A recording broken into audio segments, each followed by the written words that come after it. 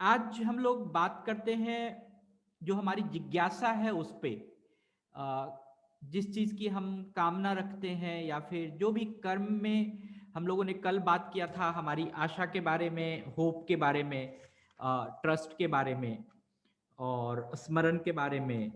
और हम लोगों ने बात किया था कि जो हमारा प्राण वायु है वो मुख्य स्रोत है किसी भी कर्म को एनर्जी देने के लिए, किसी भी कर्म को ऊर्जा संपादित करने के लिए।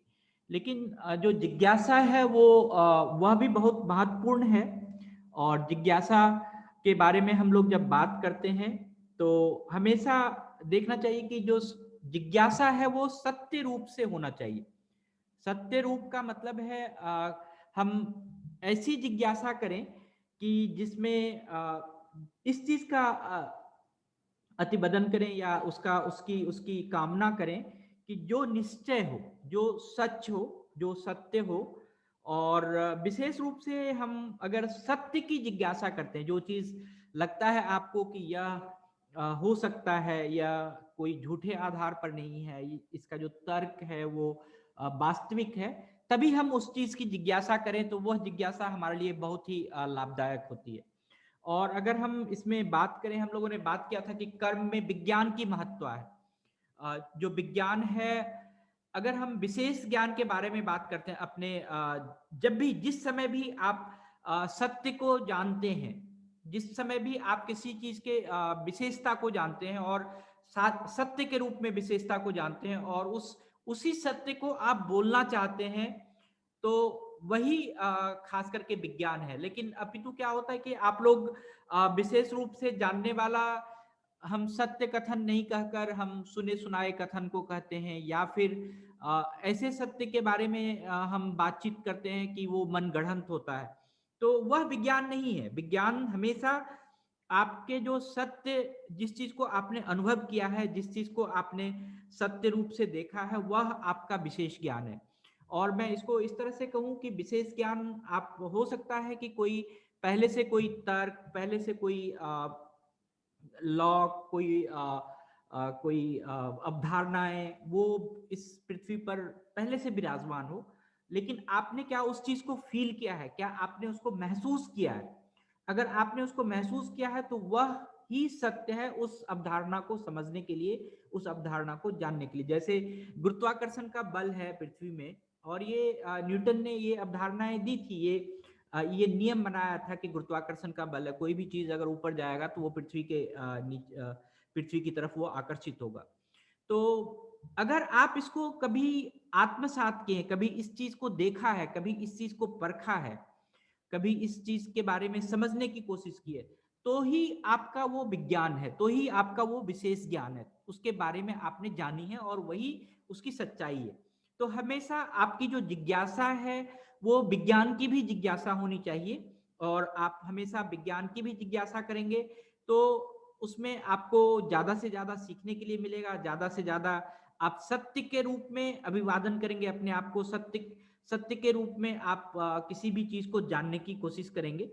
और जिस समय आप मनन करते हैं उस सत्य को, जिस समय आप अपने मन में सोचते हैं, जिस समय आप उस सत्य को विशेष रूप से जानने की कोशिश करते हैं, और अगर मैं कहूं कि आप मनन नहीं करके आप जस्ट आप एक मतलब एक सुपरफिशियली, एक बिना सोचे समझे अगर उस चीज को बोलते हैं, तो वह सत्य नहीं है। वह आपको उसकी जिज्ञासा नहीं करनी चाहिए, ऐसे चीज के बारे में बात नहीं करनी चाहिए। तो इसीलिए जब सत्य के बारे में आप समझते हैं, जब सत्य का ज्ञान आपको होता है, किसी चीज की बारे में, कोई अवधारणा के बारे में, कोई भी विषय वस्तु के बारे में अगर आपको उसका ज्ञान होता है तो उसके बारे में मनन भी करना चाहिए। तो जो हम कहते हैं एटीट्यूड, जो हमारी सोच है, जो हमारा एक हाव भाव है, जो हमारा एक जागरूकता का लेवल है, जो हमारा एक कर्म का लेवल है, वो हमेशा आपके अपने एक्सपीरियंस से होना चाहिए। जैसे ही आप उसको मनन करते हैं तो आप उसको एक्सपीरियंस करना शुरू करते हैं, और एक्सपीरियंस आप अपने मस्तिष्क में भी करते हैं, अपने माइंड में भी करते हैं, अपने शरीर में भी करते हैं। तो जो एक्सपीरियंस है वह मनन करने से ही आएगा। आप उसको जब तक फील नहीं करेंगे तब तक वो एक्सपीरियंस नहीं आएगा। तो जब भी आप कोई भी सत्य की जिज्ञासा करते हैं, कोई भी सत्य जानने की कोशिश करते हैं, तो हमेशा ये होना चाहिए कि सिर्फ हम विज्ञान के बारे में ही नहीं करें कि हमें इसके बारे में जानकारी है, हम उसको फील भी करें, हम उसको मनन भी करें। और मनन करने के बाद एक बहुत ही इंपॉर्टेंट है कि एक श्रद्धा की बात आती है, एक विश्वास की बात आती है उस चीज के बारे में। तो जब भी आप किसी भी वस्तु का, किसी भी चीज का, किसी भी अवधारणा का मनन करने लगते हैं, उसके बारे में सोचने लगते हैं, तो आपकी जो श्रद्धा है, उसके प्रति आपका जो लगाव है, उसके प्रति जो आपका जुड़ाव है, उसके प्रति जो आपका विश्वास है, वो बढ़ना शुरू होता है। और यह अगर आप उस विश्वास को बढ़ाते हैं, किसी भी चीज के विश्वास को बढ़ाते हैं, किसी भी चीज को समझकर उसके ऊपर श्रद्धा करने की कोशिश करते हैं, यही आपका सत्य है, यही आपकी जिज्ञासा है। यही वो जो जिज्ञासा है वो बहुत ही अच्छा है। और जब हम कर्म की बात कर रहे हैं तो हमें उसमें निष्ठा जरूर लानी चाहिए। निष्ठा का मतलब होता है कि हम जो श्रद्धा कर रहे हैं, जब तक हम उसके प्रति निष्ठावान नहीं हो, जब तक हम उसके प्रति समर्पित नहीं हो, तो बिना निष्ठा का कोई श्रद्धा नहीं होता है, बिना निष्ठा का कोई हम श्रद्धा नहीं कर सकते हैं। तो निष्ठा करने वाला ही व्यक्ति श्रद्धावान हो सकता है। आप हमेशा ये ध्यान में रखेंगे कि आप उसके प्रति अगर समर्पित होते हैं तो आपकी श्रद्धा उस व्यक्ति के प्रति बढ़ती जाएगी। आप देखो कि जो भी समाज में काम हो रहा है या जो भी सामाजिक लोग लोग जुड़े हुए हैं समाज को एक दूसरे को सहयोग करने के लिए, उसमें हम इस चीज को बहुत आराम से देख सकते हैं कि जितनी हम जिसके प्रति निष्ठा करते हैं, जिसके प्रति हम आदर करते हैं, जिसके प्रति हमारी सम्मान होती है, वो बहुत ही इंपॉर्टेंट है कि हम उसको श्रद्धा के रूप से निभाते हैं। और तब लगता है कि हमने कोई काम किया है, कोई कृति हमारी संपादित हुई है। तब आपको दिखेगा कि ये जो हमारा उसके प्रति जुड़ाव था, उस व्यक्ति के प्रति हमारी जो संवेदना थी, वह एक किसी रूप में आपको दिख के निकलेगी। और जिस समय आपको लगता है कि वो संवेदना हमारे सामने दिख रही है, उसका एक मूर्तिमान रूप दिख रहा है, एक उसका एक क्या कहता है पर्याय दिख रहा है, एक उसके बारे में हमें कोई डेवलपमेंट दिख रहा है, कोई विशेष जागरूकता दिख रही है, तो हम समझेंगे कि उसकी कृति हो गई, वह जो है वह एक कोई बड़ा सा डेवलपमेंट हुआ हमारे लाइफ में। और वही जो डेवलपमेंट है वही आपका सत्य है, वही जो विकास है वही आपका सत्य है। तो हमेशा आप सुख रूप से, अगर आप जितने भी सुख चाहते हैं या जितने भी सुख की प्राप्ति करना चाहते हैं या जितने भी सुख की आप जिज्ञासा करना चाहते हैं, तो उससे मिलने के लिए, उसको समझने के लिए, हमने एक दिन पहले भी सुख के बारे में बोला था कि जो हम चीज चाहते हैं उसका पूरा होना ही सुख है, उसका पूरा होना ही हमारा आनंद है, उसका पूरा होना ही जो भी हमारा संकल्प है उसको हम मनन करते हैं या चित्त स्थापित करके उसके बारे में हम अपना कर्म करते हैं, वही हमारा सुख है। तो सुख पाना ही सत्य है। सुख को अगर आप पा लेते हैं तो वह आप समझिए कि आप सत्यवान है। लेकिन सुख को पाने के लिए ये पूरे चीज जो हमने बोला कि हमें सत्य की जिज्ञासा करनी चाहिए कि क्या चीज सच है, क्या वास्तविकता है, उसको जानने की कोशिश करनी चाहिए। उसमें हमें विज्ञान भी लाना है, विशेष ज्ञान भी लाना है, उसमें हमें अपने जो मनन करने की बात है, अपनी जो मति है उसको भी शामिल करना है। फिर हमने बात किया था श्रद्धा के बारे में कि हम उसमें श्रद्धावान हों, उसके प्रति हम अपनी समर्पण भाव दिखाएं और निष्ठा दिखाएं, और फिर हम एक डेवलपमेंट के बारे में सोचें। तो थैंक यू। आज के विचार में तो मैं इतना ही कहना चाहूंगा, और गुप्ता सर को ऐड करना है तो प्लीज।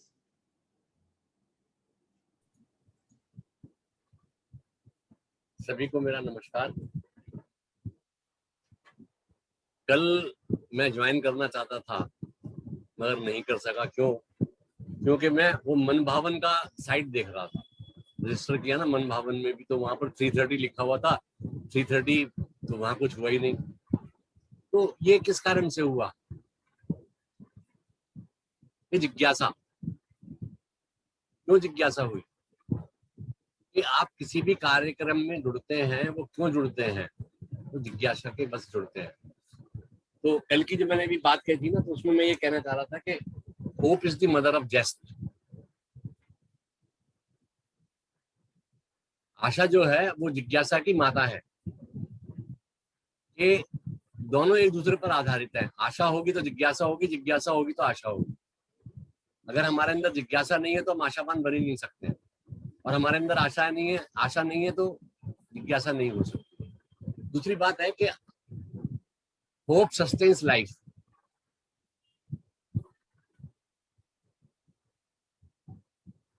हम लोग सभी सक्रिय हैं, क्यों हैं? क्योंकि हम में आशा है, हम काम करने में सक्षम है। तो होप सस्टेन्स लाइफ, आशा ही हमारे जीवन को संचालित करती है, वही हमारे जीवन को आगे बढ़ाती है। तीसरी बात यह है, as long as there is hope there is life. जब तक आपके अंदर आशा रहेगी, जिज्ञासा रहेगी, आप सुचारू रूप से चलते रहेंगे, आप बड़ी से बड़ी कठिनाई को पार कर जाएंगे, बड़े से बड़े दुख को दूर कर देंगे। जहां आपकी आशा खत्म हो गई, जिज्ञासा खत्म हो गई, वहां आप निष्क्रिय हो जाएंगे, निरर्थक हो जाएंगे, बेकार हो जाएंगे। तो इसीलिए कहते हैं कि मेरा मुझ में कुछ नहीं, जो कुछ है सब तो। किसी ने कहा कि मेरा मुझ में कुछ नहीं, जो कुछ है सब तो, तेरा तुझको सौंप दूं क्या लागेगा। हम जो ये कहते हैं ना, ये मेरा है, ये मेरा है, ये मेरा है, ये मैंने किया, ये मैंने किया, वो कुछ नहीं किया। सब चिंतन मनन से होता है, कर्म से होता है, और उसका जो फल मिलता है वो भी कर्म के अनुसार मिलता है। तो अभी मेरी जिज्ञासा होती है कि सचेतन में आकर के मेरे को कुछ अच्छे भाव सुनने को मिलते हैं, अच्छे भाव देने को मिलते हैं, और इसी आशा पे, इसी जिज्ञासा पर मैं सचेतन में भी जुड़ गया। Thank you very much. Thank you. मैं आप सभी से आग्रह करूंगा कि किन्हीं के पास कोई प्रश्न हो और कोई थैंक यू देना चाहते हैं तो वो आप दे सकते हैं। अपना माइक ऑन। सर आज आपकी आवाज बहुत वीक है। थैंक यू बोले सको। अगर किसी को थैंक यू देना है सर थैंक यू बोले, थैंक यू बोले मित्तल जी। और किसी को कोई थैंक यू देना है? ओके, मैं थैंक यू मैं देता हूँ। मैं देता हूँ आशा दुर्गा को थैंक यू कि आशा दुर्गा हमारे स्माइल जो हमारा प्रोग्राम है उसकी वॉलंटियर है, और वह यूएसए में रहती है, सैराटोगा में रहती है। और वह आशा दुर्गा काफी बहुत ही अच्छे से स्माइल की एक्टिविटीज हमारे जितने भी स्टूडेंट्स हैं उनके लिए कराती है, और सभी बच्चे बहुत ही खुश रहते हैं। तो स्माइल की एक्टिविटी के थ्रू आशा दुर्गा मनोविकास से जुड़ी हुई है, और थैंक यू बोलना चाहता हूँ कि उसका बहुत ही सहयोग रहता है। और हाल के दिनों में पिछले वीक उसने हमसे बात किया था, और आशा ने, वो महज 10 या 11 साल की है आशा दुर्गा। तो वो उस बच्चे ने हमसे बात किया कि सर हम देखते हैं कि बहुत ही भारत में दिख रहा है कि बहुत सारा प्रकोप है कोरोना का, जिससे कि मनोविकास को भी असर हो रहा है। मनोविकास में जितने भी बच्चे हैं उनको खाने की असुविधा है या फिर कुछ और चीज की असुविधा है, तो हम उसमें कुछ मदद करना चाहते हैं। तो आशा दुर्गा ने अपने मित्रों के साथ मिलके, अपने परिवार के कुछ जनों के साथ मिलके वहां पर वो यूएसए में $1,224 उसने रेज किया। तो कुल अगर हम कहें तो वो इंडियन करेंसी में करीब 80-90 हजार रुपये के बराबर होता है। तो बहुत ही अच्छा है कि हम जितने भी कोविड के समय में बच्चों को सहयोग करना चाह रहे हैं वो हम बड़े आराम से कर सकते हैं। तो आशा दुर्गा का बहुत बहुत धन्यवाद कि वह दूर रह के भी और मनोविकास के लिए इतना इतना बड़ा उपकार किया, वो बहुत ही इंपॉर्टेंट है। और सभी को पता है कि पिछले 1 साल से मनोविकास बहुत ही फाइनेंशियल क्राइसिस में हम लोग जूझ रहे हैं कि हमारे पास फंडिंग्स पूरे नहीं हो पा रहे हैं, या फिर हमारे जो हमारा फंड रेजिंग है वो सही से नहीं चल रहा कोविड के कारण। लेकिन कुछ ऐसे अगर लोग जुड़ जाते हैं आशा दुर्गा की तरह और गांधी मैडम की तरह, तो बहुत ही अच्छा हो जाता है मनोविकास का कार्यक्रम। बहुत ही हम सहयोगपूर्ण रूप से आगे बढ़ते रहते हैं निरंतर, वही हमारी आशा है। देखें, यही हमारी जिज्ञासा है, इसी के अनुरूप हम लोग चलते हैं। तो thank you Asha, thank you for बहुत बड़ा योगदान करने के लिए। और किसी का कोई प्रश्न है? सर एक थैंक यू मैं भी देता हूँ। Please sir. Sir thank you जो है, सबसे बड़ा थैंक्स जो है, आई डोंट नो कितना बड़ा कह सकता हूँ उसको मैं, कि ये मनोविकास फैमिली के लिए, कि इस बहुत कठिन समय में ऐसे प्रोग्राम्स लाना, कि जब ये प्रोग्राम होते हैं उतनी देर के लिए हम उससे पहले और उसके बाद में, पहले उस प्रोग्राम के बारे में सोचते रहते हैं तो हम दूसरी चिंताओं से, दूसरे चीजों से दूर हो जाते हैं। प्रोग्राम में होते हैं तो वो प्रोग्राम में इन्वॉल्व होते हैं, और प्रोग्राम के बाद काफी समय उस प्रोग्राम के बारे में सोचने निकल जाता है और अगले प्रोग्राम के बारे में सोचना शुरू कर देते हैं। तो थैंक्स टू मनोविकास फैमिली के जो कार्यक्रम आयोजित आप करते हैं, उससे बहुत सारा समय हमारे को अपने बारे में सोचने से, दुविधाओं के बारे में सोचने से निकल जाता है। तो a big thanks to Manovikas family, thank you. आप भी इस मनोविकास के पार्ट मतलब फैमिली मेंबर हैं, तो उतना ही थैंक यू आपको भी, और जितने भी लोग जुड़े हैं सभी मनोविकास परिवार के सदस्य हैं, उनको बहुत बहुत धन्यवाद कि आप लोग सर मैंने अपने आप को भी थैंक्स दे लिया ना, श्रद्धापूर्ण से मैं होकर मनोविकास से जुड़ते हैं और उस आनंद की अनुभूति करते हैं। So thank you all. किसी का कोई प्रश्न है? नहीं है तो हम समाप्त करें। किसी का कोई प्रश्न? ओके, तो thank you all, thank you सभी को, बहुत बहुत धन्यवाद, thank you sir. Thank you.